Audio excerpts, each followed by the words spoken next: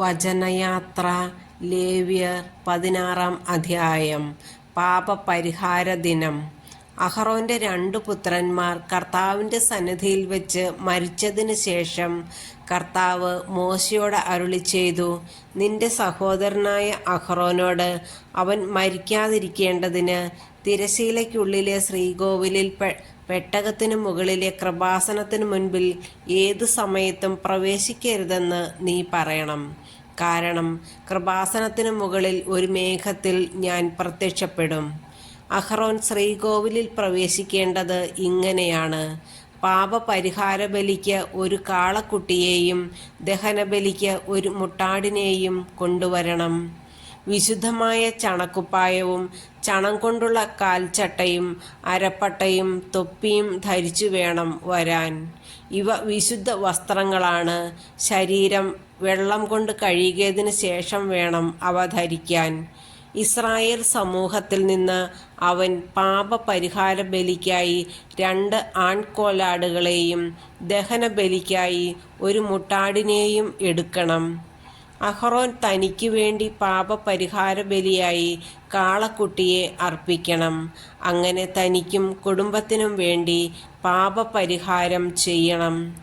അനന്തരം 2 കോലാടുകളെയും സമാഗമ കൂടാരത്തിൻ്റെ വാതിൽക്കൽ കർത്താവിൻ്റെ സന്നിധിയിൽ കൊണ്ടുവരണം.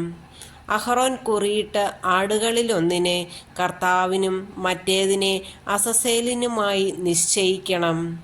കർത്താവിനായി കുറുവീണ ആടിനെ കൊണ്ടുവന്ന് പാപപരിഹാര ബലിയായി അർപ്പിക്കണം.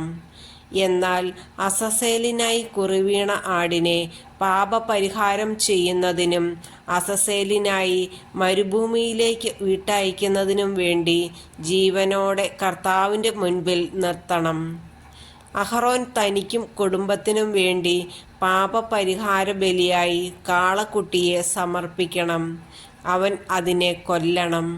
അനന്തരം കർത്താവിൻ്റെ സന്നിധിയിലെ ബലിപീഠത്തിന്മേലുള്ള തീക്കനൽ നിറച്ച ധൂപകലശമേന്തി സുരഭിലമായ കുന്തിരുക്കപ്പൊടി കൈകളിൽ വെച്ച് തിരശീലയ്ക്കകത്ത് വരണം. താൻ മരിക്കാതിരിക്കാൻ വേണ്ടി സാക്ഷ്യപേടകത്തിന്മേലുള്ള കൃപാസനത്തെ ധൂപപടലം കൊണ്ട് മറയ്ക്കുന്നതിന് കർത്താവിൻ്റെ സന്നിധിയിൽ വെച്ച് അവൻ കുന്തുരുക്കം തീയിലിടണം. അനന്തരം കാളക്കുട്ടിയുടെ കുറെ രക്തമെടുത്ത് കൈവിരൽ കൊണ്ട് കൃപാസനത്തിന്മേൽ മുൻഭാഗത്ത് തളിക്കണം. അതുപോലെ കൃപാസനത്തിൻ്റെ മുൻപിലും 7 പ്രാവശ്യം തളിക്കണം. ജനങ്ങളുടെ പാപപരിഹാര ബലിക്കുള്ള കോലാടിനെ കൊന്ന് അതിൻ്റെ രക്തം തിരശീലയ്ക്കകത്ത് കൊണ്ടുവന്ന് കാളക്കുട്ടിയുടെ രക്തം കൊണ്ട് ചെയ്തതുപോലെ കൃപാസനത്തിന്മേലും കൃപാസനത്തിൻ്റെ മുൻപിലും തളിക്കണം.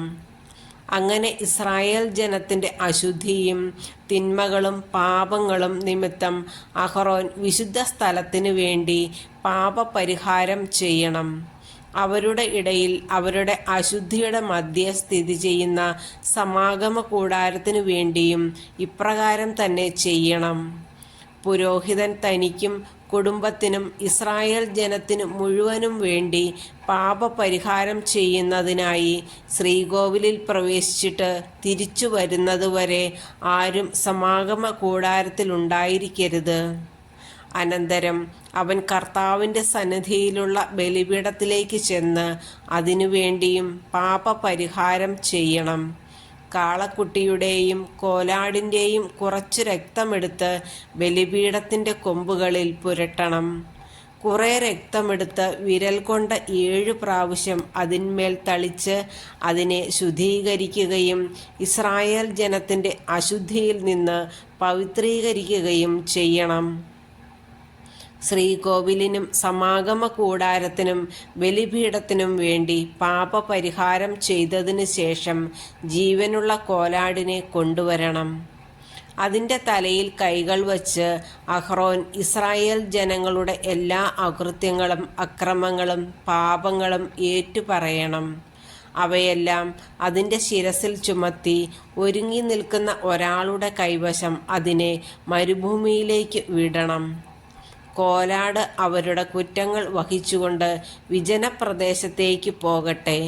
ആടിനെ നയിക്കുന്ന ആൾ അതിനെ മരുഭൂമിയിൽ ഉപേക്ഷിക്കണം. അനന്തരം അഹറോൻ സമാഗമ കൂടാരത്തിൽ ചെന്ന് ശ്രീകോവിലിൽ പ്രവേശിച്ചപ്പോൾ ധരിച്ചിരുന്ന ചണവസ്ത്രങ്ങൾ ഊരിവയ്ക്കണം. അവൻ വിശുദ്ധ സ്ഥലത്തു വച്ച് ദേഹം വെള്ളം കൊണ്ട് കഴുകി സ്വന്തം വസ്ത്രം ധരിച്ചു വന്ന് തനിക്കും ജനത്തിനും വേണ്ടി ദഹനബലി അർപ്പിച്ച് പാപപരിഹാരം ചെയ്യണം. ബലിമൃഗത്തിൻ്റെ മേധസ് ബലിപീഠത്തിൽ വച്ച് ദഹിപ്പിക്കണം. കോലാടിനെ അസസേലിനു വേണ്ടി കൊണ്ടുപോയവൻ തൻ്റെ വസ്ത്രങ്ങളും ദേഹവും വെള്ളത്തിൽ കഴുകിയതിനു ശേഷമേ പാളയത്തിലേക്ക് വരാവൂ. ശ്രീകോവിലിൽ പാപപരിഹാര ബലിക്കുള്ള രക്തത്തിനായി കൊന്ന കാളക്കുട്ടിയെയും കോലാടിനെയും പാളയത്തിനു വെളിയിൽ കൊണ്ടുപോകണം. അവയുടെ തോലും മാംസവും ചാണകവും തീയിൽ ദഹിപ്പിച്ചു കളയണം. അത് ദഹിപ്പിക്കുന്നവൻ തൻ്റെ വസ്ത്രവും ശരീരവും വെള്ളത്തിൽ കഴുകിയതിനു ശേഷമേ പാളയത്തിൽ പ്രവേശിക്കാവൂ. ഇത് നിങ്ങൾക്ക് എന്നേക്കുമുള്ള നിയമമാണ്. 7-ാം മാസം 10-ാം ദിവസം നിങ്ങൾ ഉപവസിക്കണം. നിങ്ങളോ നിങ്ങളുടെ ഇടയിലുള്ള വിദേശീയരോ അന്ന് ജോലി ചെയ്യരുത്. പാപങ്ങളിൽ നിന്നെല്ലാം ശുദ്ധീകരിക്കപ്പെടാനായി നിങ്ങൾക്ക് വേണ്ടി പരിഹാരം ചെയ്യുന്ന ദിവസമാണത്. നിങ്ങൾക്കിത് വിശ്രമം നൽകുന്ന വിശുദ്ധ സാബത്ത് ദിവസമാണ്. നിങ്ങൾ ഉപവാസം അനുഷ്ഠിക്കണം. ഇത് എന്നേക്കുമുള്ള നിയമമാണ്.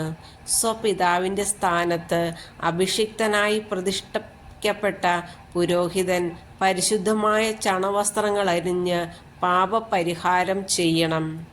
ശ്രീകോവിലിനും സമാഗമ കൂടാരത്തിനും ബലിപീഠത്തിനും പുരോഹിതന്മാർക്കും ജനസമൂഹത്തിനും വേണ്ടി അവൻ പാപപരിഹാരം ചെയ്യണം. ഇസ്രായേൽ ജനത്തിൻ്റെ പാപങ്ങൾ നിമിത്തം അവർക്ക് വേണ്ടി വർഷത്തിലൊരിക്കൽ പാപപരിഹാരം ചെയ്യണമെന്നത് നിങ്ങൾക്ക് എന്നേക്കുമുള്ള ഒരു നിയമമാണ്. കർത്താവ് കൽപ്പിച്ചതുപോലെ മോശ പ്രവർത്തിച്ചു.